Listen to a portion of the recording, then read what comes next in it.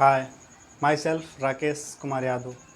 मैंने previous lecture में हमने देखा था कि रिस्पायरेटरी सिस्टम हम लोग पढ़ रहे थे, तो उसमें हमने बेसिक जानकारी बताई थी कि रिस्पायरेटरी सिस्टम होता क्या है, रिस्पायरेटरी सिस्टम में कौन कौन से आर्गन इन्वॉल्व हैं और इसका काम क्या होता है।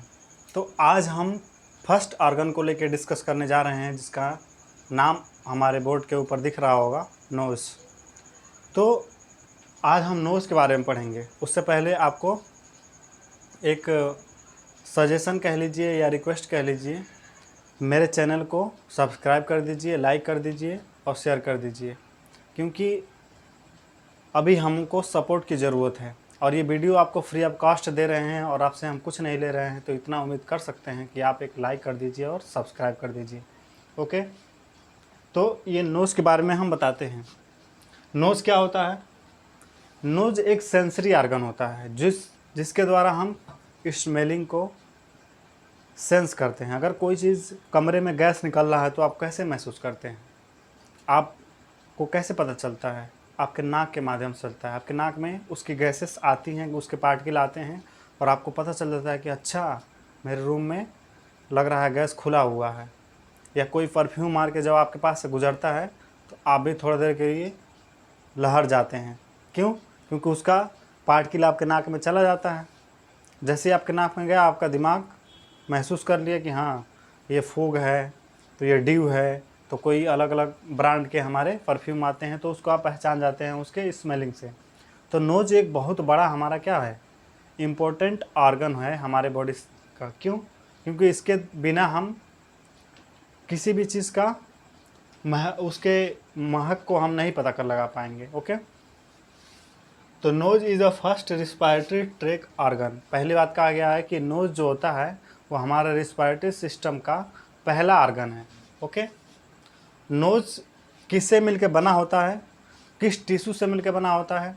तो नोज हमारा बना होता है एक एपिथेलियल टिश्यू को। उस एपिथेलियल टिश्यू मॉडिफाइड होके कौन सा एपिथेलियल टिश्यू बनाती है?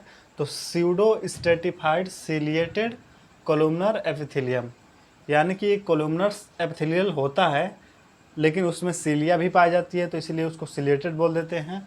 और स्यूडो स्ट्रेटिफाइड, वो थोड़ा सा स्ट्रेटिफाइड हो जाती है, थोड़ा सा कठोरता उसके अंदर आ जाती है। ओके, तो सेल कौन सा सेल होता है ये याद कर लीजिए कि नोज में पहला होता है pseudo stratified ciliated columnar epithelium पाई जाती है। किस टाइप की एपिथेलियम पाई जाती है, क्वेश्चन आ चुका है।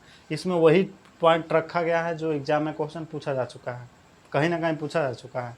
CHO में, UPPSC में या नार्सेट वगैरह में क्वेश्चन आ चुके हैं। इससे तो क्वेश्चन आ चुके हैं, pseudo stratified ciliated columnar epithelial किस किस आर्गन में पाया जाता है। तो इस डायरेक्ट क्वेश्चन आएंगे कि नोज में, माउथ में, लिवर में, ऐसे 4 ऑप्शन दे देंगे तो आपको पूछ लेंगे कि बताइए किस में पाया जाएंगे। तो आपको याद रहेगा तो कर लेंगे कि हाँ, नोज में पाया जाता है। ओके, अगला होता है कि नोज में क्या चीज़ें और भी पाई जाती हैं। तो नोज में गॉबलेट सेल पाई जाती है। गॉबलेट सेल क्या करती है? फॉर्मेशन करती है म्यूकस का। हमारे नोज में म्यूकस का काम क्या होता है?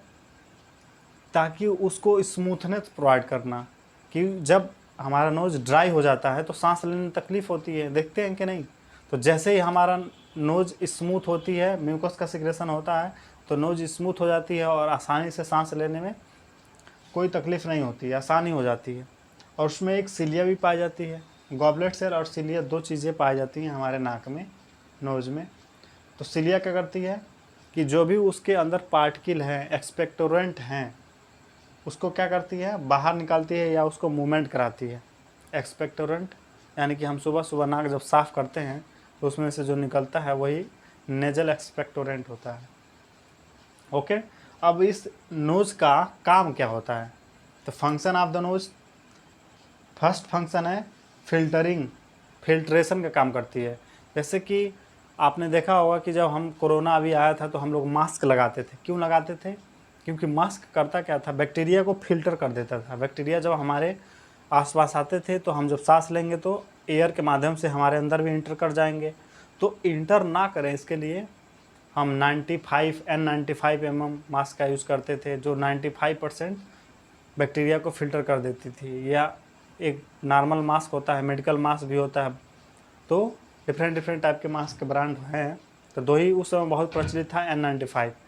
क्यों? क्योंकि 95% पार्टिकल को फिल्टर कर देता था। ओके, तो फिल्ट्रेशन का काम करता है हमारा नोज़। ये हमारा नेचुरल या हमारे बॉडी का अपना एक तरीके का कह लीजिए फ़िल्टर है। दूसरा काम क्या होता है? वार्मिंग। वार्मिंग का काम करता है। क्यों? क्योंकि जो हमारे एयर हम ले रहे हैं, तो कोई ज़रूरी नहीं है कि हमेशा हम नॉर्मल टेम्परेचर वाला एयर ही लें। कभी कभी हम एसी में चले जाते हैं, कभी कभी ठंडे प्रदेशों में जाते हैं। तो according to that situation we find different type of air, and inhaled air में बी वार्म और cold. If more than normal body temperature या मोर देन हमारा बॉडी टेम्परेचर से अगर ज़्यादा वो हॉट होगा तो वार्मिंग में आएगा। और जब वार्मिंग एयर हम इनहेल करेंगे अपने अंदर तो क्या होगा? हमारी लंग्स में जाएगा, और लंग्स में हो सकता है किसी प्रकार की एल्वियोलाई को डैमेज किया जा सके, डैमेज कर दे। तो उस एल्वियोलाई को डैमेज करने से रोकने के लिए, बचाने के लिए उसको वार्म किया जाता है। अगर कोल्ड है, बहुत ज़्यादा कोल्ड है, तभी भी नुकसान करेगा, तो वार्मिंग का काम करता है। अगला काम क्या करता है? मॉइस्चर का, मॉइस्चर प्रोवाइड करता है। गर्मी के दिनों में देखे होंगे कि लू चलती है। लू मतलब गर्म हवाएं को लू चलते हैं, या हीट वेव, अभी जो नया टर्म आया है। इस समय टेम्परेचर ज़्यादा हो गया था इस बार, तो हीट वेव चल रहा था। तो जब हीट वेव चलती हैं तो हमारे एटमॉस्फेयर का जो टेम्परेचर हो जाता है वो बढ़ जाता है। जैसे ही एटमॉस्फेयर का टेम्परेचर बढ़ा तो हमारी एयर की जो मॉइस्चर कैपेसिटी है वो भी क्या हो जाएगी? कम हो जाएगी। यानी कि वो ड्राई हो जाएगा, सूखा एयर हो जाएगा।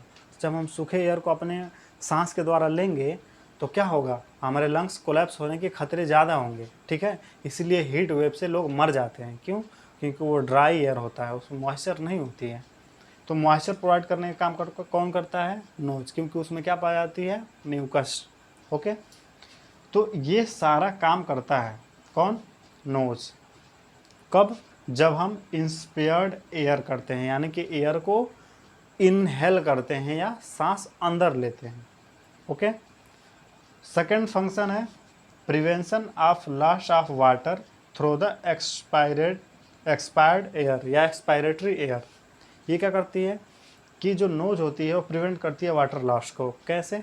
कि जब हम सांस को बाहर छोड़ते हैं, तो जब हम सांस को बाहर छोड़ते हैं तो उसमें कुछ एयर के साथ वाटर ड्रॉपलेट्स मिल जाती है और वाटर बाहर निकल जाती है। निकलने से रोकने के लिए क्या करता है? हमारा नोज काम करता है।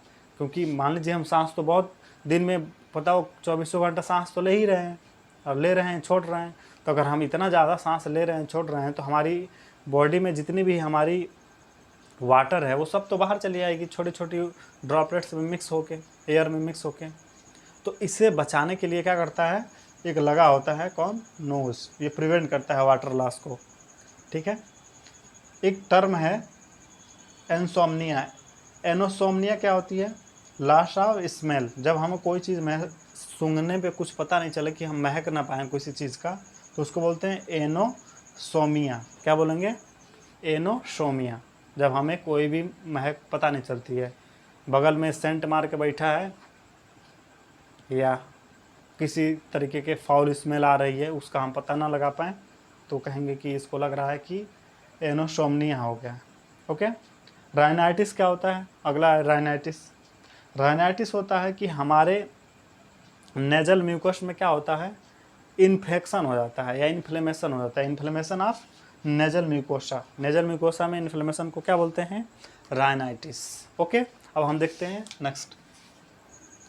नेक्स्ट देखते हैं पैरानेजल साइनसेस। नेजल के चारों तरफ जो स्पेसेस पाए जाते हैं उसको बोलते हैं पैरानेजल साइनसेस। ये 4 टाइप के होते हैं, और इसमें क्या होता है? एयर फील्ड होते हैं। इन जो कैविटीज़ होती हैं, साइनस मतलब होता है कैविटी, पैरानेजल साइनस मतलब नेजल के चारों तरफ जो कैविटीज़ हैं उनको बोलते हैं साइनसेस।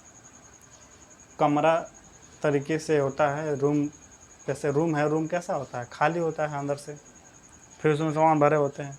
तो उसी तरह इस साइनस एक खाली स्थान होता है जहाँ पे एयर भरे होते हैं। और ये खाली स्थान पाया कहाँ जाता है? तो नेजल के चारों तरफ पाया जाता है।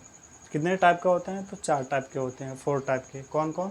पहला होता है मैक्सिलरी साइनसेस। दूसरा होता है, तो यहाँ पे मैक्सिलरी साइनसेस में नंबरिंग नहीं किया गया है, फर्स्ट नंबर है मैक्सिलरी साइनसेस। दूसरा होता है इथिमोइडल साइनसेस, और थर्ड फ्रंटल साइनसेस, और फोर्थ स्फिनोइड साइनसेस। साइनस भी बोल सकते हैं, ठीक है। तो आप देखिए, ये जो साइनस है, ये फर्स्ट मैक्सिलरी साइनस, ये सबसे बड़ा होता है, लार्जेस्ट पैरानेजल साइनसेस। सबसे बड़ा जो चारों साइनस पाए जाते हैं उनमें से सबसे बड़ा साइनस कौन है? तो मैक्सिलरी साइनस। ओके, इसी को बोलते हैं एंट्रम ऑफ द हाई मोर। क्या बोलते हैं इसको? Antrum of the high more. Next, और ये कहाँ पाया जाता है ये देख लीजिए, सिचुएटेड बिटवीन द आई के बीच में पाया जाता है। कहाँ पाया जाता है? आई के बीच में। नेक्स्ट है इथिमोइड साइनसेस, ये एक सिचुएट होता है कहाँ पे? बिटवीन द आई, दोनों आई के बीच में।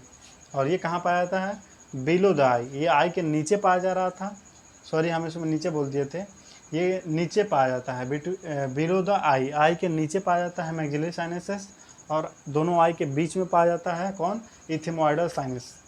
ओके, थर्ड नंबर का साइनस है, उसका क्या नाम है? Frontal sinuses. ये कहाँ पाया जाएगा? आई के ऊपर होगा, एबव द आई के ऊपर जो साइनस पाए जाएंगे उसको बोलते हैं फ्रंटल साइनस। स्फिनोइड साइनस, ये होगा हमारे बिहाइंड द आई के पीछे पाया जाएगा। ओके, तो ये चार तरीके के हमने साइनस देखे, और कहाँ पाए जा रहे हैं हमने ये देखे। अब हम देखने चल रहे हैं कि इन साइनसेस का काम क्या है। ओके, तो function of paranasal sinus. Paranasal sinus का काम क्या है? तो इन साइनस का मुख्य काम क्या है? पहला देखिए, मेक लाइटन स्कल, ये हमारे स्कल को हल्का करने का काम करते हैं। क्यों?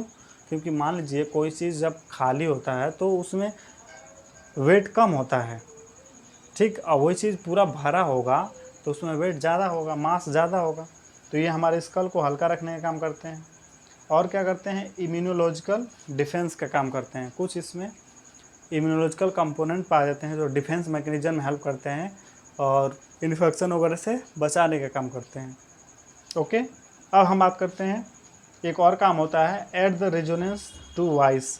जब हम कोई भी बातें करते हैं या कोई भी चीज़ें जब बोलते हैं तो उनमें एक रेजोनेंस होता है, आवाज़ के साथ मिक्स हो जाता है, तो रेजोनेंस का काम भी करते हैं ये। अगर नज़र साइनसेस ना हो तो क्या होंगे? रेजोनेंस नहीं हो पाएगा। देखिए, किसी के नाक के ज़्यादा बड़े रहते हैं उसकी आवाज़ थोड़ी सी मोटी हो जाती है। क्यों?